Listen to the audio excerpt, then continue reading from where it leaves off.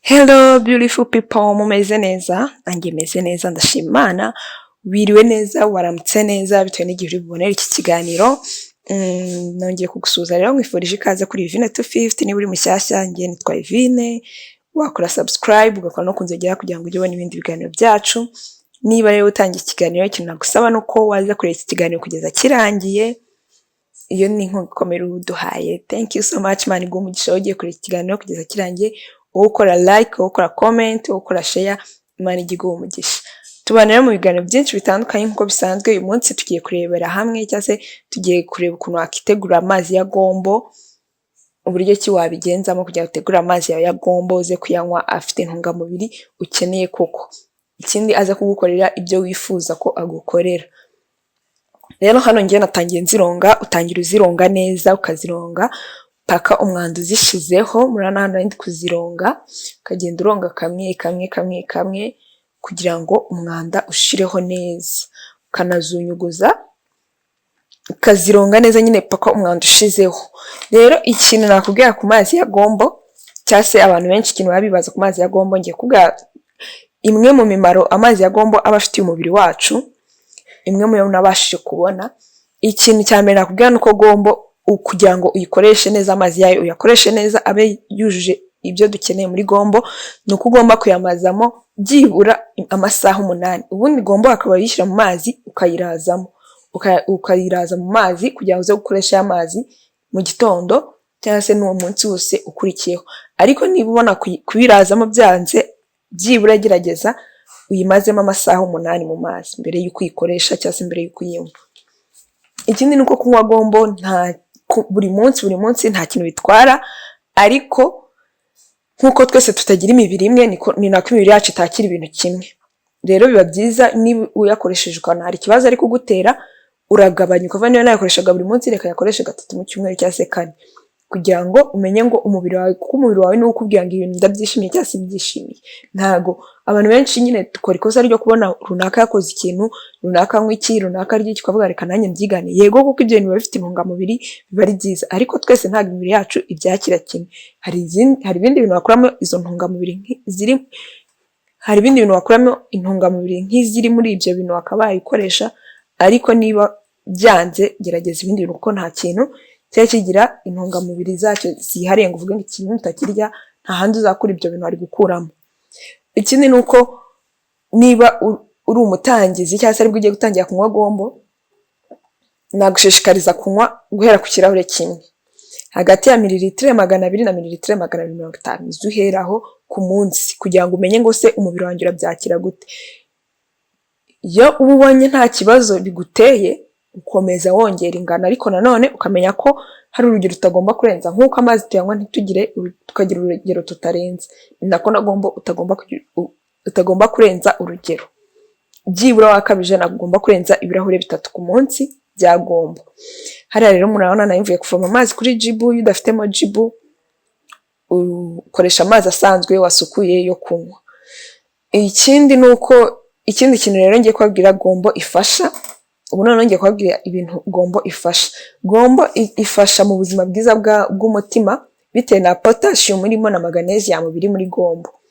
Ifasha mu buzima bwiza bw'umutima, igafasha ubuzima bw'amagufwa yawe, ikakomeza amagufwa yawe. Ikindi nuko irinda umuvuduko w'amaraso, nyine igabanya umuvuduko w'amaraso. Ikindi igabanya isukari mu maraso. Ikindi nuko igabanya cyangwa se ifasha mu gutakaza ibiro, nyine irinda umubyibuho ukabije. Ikindi nuko abantu bakoresha inzoga cyangwa se bakoresha itabi cyangwa se bakoresha ibindi biryo, twese yego ibiryo dukoresha bibamo uburozi bwinshi, ariko bibamo uburozi butandukanye bugenda bwinjira mu mubiri wacu, bya binure tudakeneye mu mubiri wacu. Gombo igufasha kubisohora, gombo igufasha gusohora uburozi mu mubiri wawe. Ikindi ifasha ku bagore nuko ifasha mu bijyanye n'imyororokere, ituma yongera nyine ku bijyanye n'imyororokere iragufasha.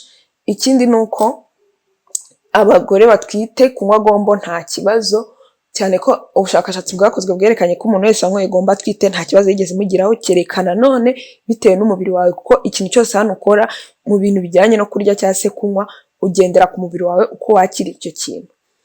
byagaragaje ko rero abantu bakoresheje gombo byabafashije mu gihe cyabo cyo kubyara cyangwa se muri cya gihe cyo kujya kwa muganga kubyara, byagiye bibafasha biraborohereza. Gombo ifasha mu gukura k'umusatsi wawe, igafasha uruhu rwawe gusa neza. Ubaye utanayinyweye wakoresha gombo ukayoga mu mutwe, ifasha umusatsi wawe kumera neza. Ikindi ushobora kuyikoresha nka skin toner, ukajya uyikoresha nka skin toner mu maso yawe, nta kintu itwara amaso uruhu urwo ari rwo rwose, kereka kuba igira izindi allergies zitandukanye. Nk'uko nabikubwiye, urabanza ukagerageza ugatestinga ukavuga ati iki kintu kuko kizankorera, kuko hari ukuntu nyine abantu tutangira kugenda uvuga runaka niba ayikoresha nanjye nabikoresha. No, hari igihe muba mudahuje, hari igihe hari ibintu mudahuje bituma wowe bikugiraho ingaruka mbi, we ntibimugiraho izo ngaruka mbi. Ikindi kintu ni uko gombo ifasha mu kintu kijyanye na constipation. Uramutse ufite constipation ukanywa gombo, ibibazo biba birangiye, ibintu biba bibaye fresh. Aha rero murabona nari maze gushyiramo amazi muri gombo, maze kuzivanga. Hano ikintu wese ugiye gukora ni ukuzipfundikira ukazitereka ahantu hadashyushye hatanakonje, haringaniye nyine. Ariko ubaye ushaka no kuzishyira muri firigo wazishyiramo, ariko muri firigo ikintu nabonye cyo nuko avamo nyine kwa kurenduka dushaka kutakirimo. Ubaye ufite ikibazo cyo kuzayanywa arenduka, wayashyira muri firigo avamo rwose, nta bintu byo kurenduka birimo. Ikindi ni uko iyo ushaka kugabanya kuriya kurenduka kwayo, uyirongesha amazi ashyushye cyangwa se ukanza ukayitogosaho gakeya nk'iminota 2. Ariko ibyo bintu nanone wibuke ko biba biri kwangiza za ntungamubiri zacu dukeneye. Ubu urimo uragenda uzigabanya, bivuze ngo ibyo uba ukeneye muri gombo ntabwo uba uri kubibona. Hano rero ngiye kuyabika mu kabati kugira ngo ntegereze ya masaha 8 yacu turi butegereze kugira tuyakuremo rero tubone kuyakoresha. Ikindi rero reka nkubwire noneho abantu batemerewe gukoresha gombo. Abantu batemerewe gukoresha gombo, niba warigeze kugiraho ikibazo cy'utubuye mu mpyiko cyangwa se ukabona gifite, ntabwo wemerewe gukoresha gombo. Kugifite we ntekereza ko nta byemerewe habe na gato. Niba warigeze kukigiraho rero, byaba byiza mbere yo gukoresha gombo ubanje kuvugisha muganga, ukamenya ngo ese nta kindi kibazo gifitemo cyangwa se iki. Ariko niba uzi ko wigeze kugira icyo kibazo cyangwa se ukaba ugifite, ntabwo wemerewe gukoresha gombo. Undi muntu wa kabiri rero utemerewe gukoresha gombo, nk'uko nahoze mbivuga kare, ni umuntu ukoresha gombo ikamugiraho allergie cyangwa se akagira ubwivumbure bw'umubiri. Ikintu uba ugomba gukurikiza hano, ahangaha rero aya masaha 8 yarashize, after 8 hours dutegereje. Ahangaha rero kugira ngo njyewe bize kongeramo agatest ukuntu, ikindi bize kumpa noneho ibintu byiza, combination ya gombo n'indimu aba ari sawa cyane. Hano nahise nkandiramo utudimu, ukandiramo indimu nyine bitewe nuko ubishaka, ariko ngiye nashyizemo 2. Ukandiramo nakandiyemo utudimu 2. Hano rero ngiye kumanura ya mazi yacu, ngiye kuyakuramo amasaha 8 yarashize. Hano kundi fast muri kona ya mazi yacu kuno yabaye noneho hariya neza, ziriya ni gombo zirimo. Murabona ngiye kuzisuka, reba kwa kurenduka kwa twashakaga noneho sasa kurimo. Hariya rero ushyiraho akayunguruzo ukayayungurura mu yindi jaga uzajya wakora mu gihe kuyanywa. Hano rero kuyayungurura bisaba kwitonda, kwa kuntu nyine aba ari kurenduka ukuntu, bisaba ubwitonzi kugira ngo ataza kugenda nyine ameneka ku ruhande cyangwa se agira iki. Gushaka kurangara nk'iriya jaga nyine ifite, urabona ko nta mukondo ifite ngo ndafata. Rero hari abashobora kurangara yose agahita yimenekera. Nk'uko nigeze kubivuga rero, ushobora kuyakoresha nka skin toner, kubera ko aya mazi cyangwa se gombo nta ngaruka agira ku ruhu urwo ari rwo rwose. Buri bwoko bw'uruhu waba ufite, kereka wa muntu nyine usanzwe agira allergie ku bintu runaka byo kwisiga, icyo gihe urabanza ukitonda ukagerageza ukareba. Hano rero namaze kuyayungurura nkiri kugira ngo bino bintu bya gombo biba byagiye mu kayunguruzo bikuzura, ugasanga utangiye kujya agenda ameneka.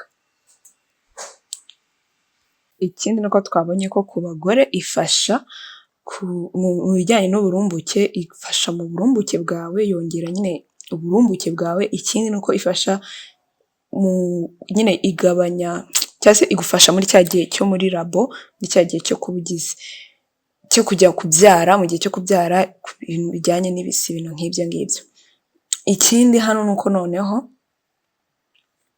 urabona hano rero ndimo hano uragira neza fresh, ukayatunganya y'amazi yacu fresh akaba ameze neza, nta bintu byo kuyasigamo, kuko ibintu byo gupfusha ubusa nabyemewe hano. And then uhita ujya kuzishyira mu ntuze iyo akayunguruza nyine kuzenga kuri urashyira hara ngiye kuzishyira muri puberi azanyungura n'utundi duke twari dusigaye kugira ngo noneho ibintu byacu bibe bimeze fresh noneho ndi kugira ngo ahantu hakwanye vuba bati reka nze testing amazi kongeye nsanzwe nyakoresha amazi yagomba ni meza ntagasharira wenda uretse ku bantu bagira ikibazo kijyanye n'iseseme kubona biriya bintu nyine beze kuriya niba rero icyo kibazo kigira nakugira inama cyane na recommendinga gukoresha umuheha ukanywesha umuheha kuko mu kanwa nta kibazo cyabyo kereka wenda nk'umuntu nyine ugira iseseme kubona bimeze kuriya agahita ashaka ibindi binatekereza muri we ariko niba ari icyo kibazo ufite wakoresha umuheha ugashyira mu kirahure ugashyiramo umuheha ukanywesha nta kintu biba bitwaye. Hariya nari ndi kuvanga kugira ngo za ndimu nishyizemo zivange n'aya mazi yacu ya gombo and then tangira kuzana ka ice ngiye kwako nyine muri iyi minsi kubera izuba ryinshi ndi gukoresha ibintu bikonje ariko muzamwumva kanjye ko ndi umwe mu bantu barwara ibintu bijyanye n'ubuhumekero ibintu bijyanye n'amasinezite kandi ibyo ntabwo bikora n'ibintu bikonje muzumva kanjye ariko ibintu nsigaye narihaje byo ku bintu bikonje muzamubona ubu ngubu maze kabiri njya nsarara ariko narabyirengagije muri akantu ukuntu kari expression hangara ngiye kunywa ndi kwa bimeze gute byakonje ndi kumva bitarakonja neza nkuko mbishaka harabyari byanze gukonja ice yari ibayemo nkeya ko nashyizemo kamwe gukuramo kandi mbona biri kuntindira kandi nshaka kwinywera ngo ngire turimo njya gukora kunywa nyine bidakonje hara niyo mpamvu ubona ndi kugenda ngira kuri iyo ntabwo birakunda ndi kugira ngo kiremo agatambaro byura ndeye ko karaka ice kaba kamaze gukonja ariko yanze gukonja nyanyweraho. So guys, mwakoze rero kunkurikira kugeza ikiganiro kirangiye. Thank you so much, mani gumugisha nawe uta. Bye bye. I love you so much guys.